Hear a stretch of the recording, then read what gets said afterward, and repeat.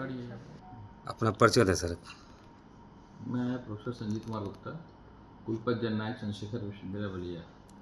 तो सर इस समय जननायक में बच्चों को किस तरह की बेहतर शिक्षा दी जाती है? जैसा कि आप सभी को ध्यान होगा कि जननायक चंद्रशेखर विश्वविद्यालय बहुत पुराना नहीं, अभी नया विश्वविद्यालय है। कई प्रकार की परिस्थितियों से आगे बढ़ते हुए और यहाँ पर जो हमारे यहाँ पीजी के और यूजी के बहुत सारे कोर्सेज चलते हैं, जिसमें कुछ महत्वपूर्ण कोर्सेज हैं, जिसमें BA LLB 5 ईयर है, जिसमें BCA AI हमारे यहाँ है। हमारे यहाँ बिलीव का कोर्स है, BCom में BCom बैंकिंग इंश्योरेंस हैं। इसी प्रकार से हमारे यहाँ BBA है। ये हमारे ग्रेजुएशन के हैं। बाकी बहुत सारे कोर्स पोस्ट ग्रेजुएशन के भी चलते हैं, कुछ डिप्लोमा भी हमारे यहाँ चलते हैं। कुछ कुल मिलाकर 28 प्रकार के हमारे यहाँ कोर्सेज चलते हैं, जिसमें स्नातक और स्नातकोत्तर कक्षाओं के विद्यार्थी पढ़ाई करते हैं। सर अभी हाल ही में सप्तम दीक्षांत समारोह आयोजित हुआ है। पिछले कई सालों से भी होता चला रहा है, तो कैसा रहा इस बार का दीक्षांत समारोह? अपने से तो क्या कहा जाए, लेकिन आम जन और आप सब जो हमारे मीडिया के बंधु हैं, उन लोगों से ही ध्यान आता है या उन्हीं से पता चलता है। और हम तो अपने हिसाब से बेस्ट करने का प्रयास करते हैं और हर बार करते हैं। इस बार भी हमने किया है।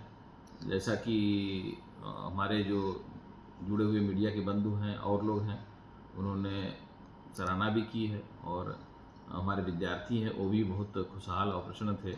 इसलिए और इस दीक्षांत की कुछ विशेषताएं भी रही हैं, जिसमें कि हमारे यहाँ शोध नहीं पहले शुरू में हुआ करते थे। पिछले वर्ष दीक्षांत में केवल 2 शोधार्थियों को हम लोगों ने PhD डिग्री दी थी। इस बार 19 शोधार्थियों को PhD डिग्री दी है। साथ में हमारे यहाँ 209 विद्यार्थी PhD में नए इनरोल भी हुए हैं। तो कहने का मतलब है कि विश्वविद्यालय केवल अपने पठन पाठन से ही आगे बढ़कर शोध और अनुसंधान की तरफ भी बढ़ रहा है। हमारे यहाँ PhD के स्टूडेंट्स भी रजिस्टर्ड हो रहे हैं। इससे ये प्रतीत होता है कि ये विश्वविद्यालय निरंतर प्रगति कर रहा है और यह दीक्षांत इस मामले में हमारे लिए बहुत ही अच्छा रहा है। सर इस समय आने वाले भारतीय त्यौहार धनतेरस हुआ, दीपावली हुआ और छठ हुआ, इनमें छात्रों को और जनपद वासियों को किस तरह शुभकामनाएं देना चाहते हैं सर? त्यौहार हमारे जीवन के बड़े महत्वपूर्ण कड़ी होते हैं। आदमी को एक ऊर्जा और एक कह सकते हैं कि जीवन की यात्रा में ये जो हमारे त्यौहार होते हैं वो रास्ते बताते हैं और एक जीवन को सफल जीवन बनाने में बड़ी मददगार भी होते हैं। अभी आप जो ने कहा दीपावली का त्यौहार एक दिन का त्यौहार नहीं है, ये पंचदिवसीय त्यौहार बोलते हैं। इसमें धन्वंतरी की भी पूजा होती जनक हैं। तो किस प्रकार से फिर उसी प्रकार से जो धन बिना धन के चलने वाला नहीं है, धन की लक्ष्मी की भी पूजा होती है। चित्रगुप्त की पूजा होती है, क्योंकि सरस्वती का भी उतना महत्वपूर्ण है, तो चित्रगुप्त की पूजा होती है। फिर उसमें यम और जिसको हम बोलते हैं भाई दूज की, जिसमें अपनी बहन अपने भाई को यम से यानी यमराज से यानी आकस्मिक अकाल मृत्यु से, आकस्मिक अकाल घटनाओं से बचने के लिए अपनी बहन को रक्षा सूत्र बांधती है, उनका पूजन करती हैं। इस प्रकार से भैया दूज का बहुत ही महत्वपूर्ण कार्यक्रम है। ये पंचदिवसीय वास्तव में हमारा दीपावली का पर्व होता है।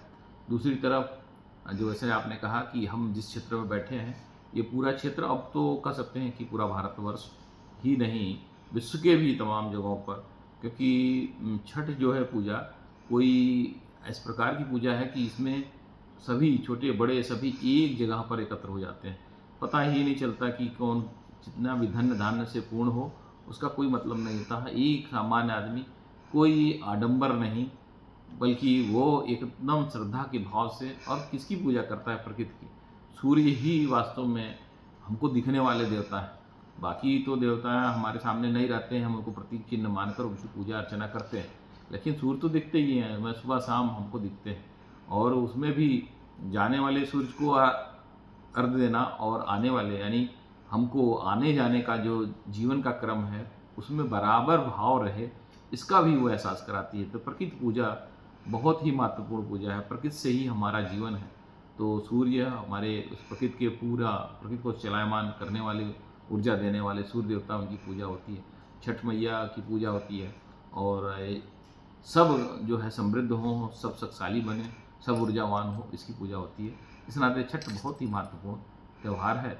मैं सभी अपने इस जनपद के वासियों को, सभी प्रदेश के वासियों को, सभी को अपनी तरफ से इन दोनों महत्वपूर्ण पर्वों पर अपनी तरफ से बहुत बहुत शुभकामनाएं देता हूं और प्रार्थना करता हूं भगवान सूर्यदेव से कि सबके अंदर इस प्रकार का ऊर्जा का संचालन करें, जिससे कि हम समाज को एक नई दिशा और नई ऊंचाई पर ले जा सकें।